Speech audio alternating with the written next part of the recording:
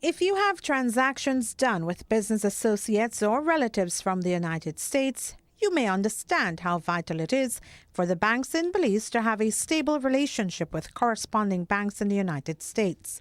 April 2015 saw the Bank of America sever ties with the banks in Belize, leaving the Commerce Bank as the U.S. financial institution that still entertains our banking relations with our local facilities. Belize, however, is not in a unique position, as is stated in the World Bank report of November 2015. In the regional breakdown, the report states that Latin America and the Caribbean appear to be the regions most affected by a decline in foreign corresponding banking relations, adding that the Europe and Central Asia regions have experienced a significant decline in its foreign corresponding banking relations.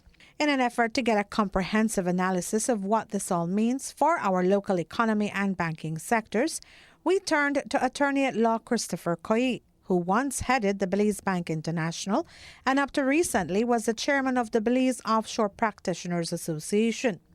Having correspondent banking relations is critical for trade, imports, exports, and foreign relations, thus the economy as a whole.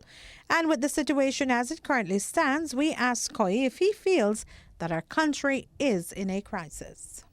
I think you have to look at what is transpiring on a macro level and on a micro level. I don't know that you can look at it so much so as just a political issue.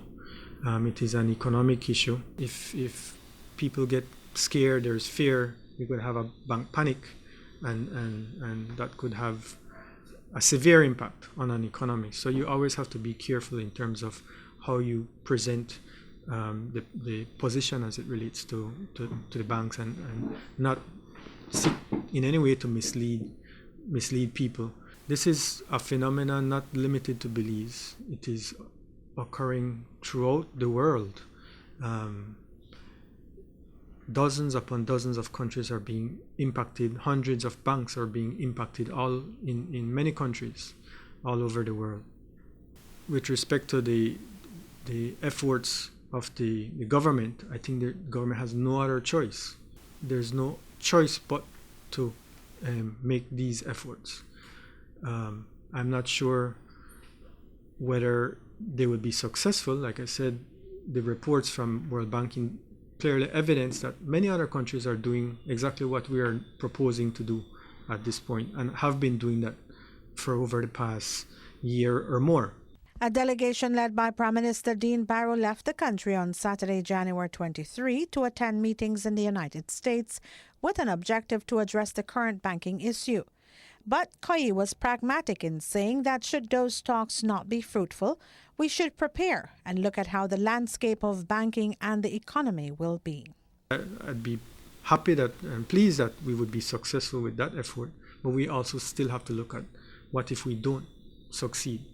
And if we don't succeed, then what will the landscape, the banking landscape, the economic landscape look like?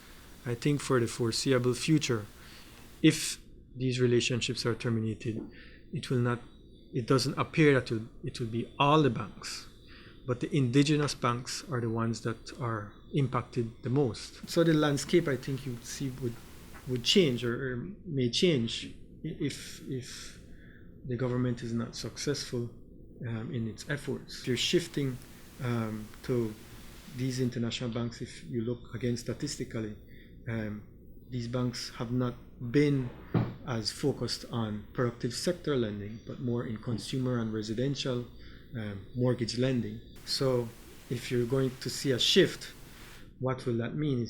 Does that mean the cost of doing business will increase? And will that mean an impact on pricing for the consumer ultimately?